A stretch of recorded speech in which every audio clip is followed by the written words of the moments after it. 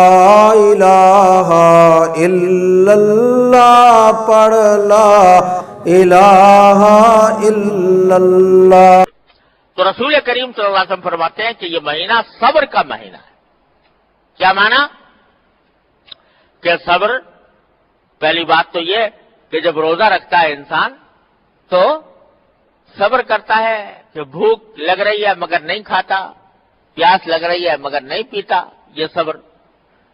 لیکن ساتھ ہی اشارہ آپ نے اس بات طرف بھی فرما دیا اس ارشاد میں کہ دیکھو بھائی، روزہ تو بے شک رکھ لیا اور اس میں تم نے صبر بھی کیا کھانے سے اور پینے سے، لیکن در حقیقت یہ روزہ تم سے اس لیے رکھوایا جا رہا ہے تاکہ تمہارے اندر صبر کی عادت پڑے۔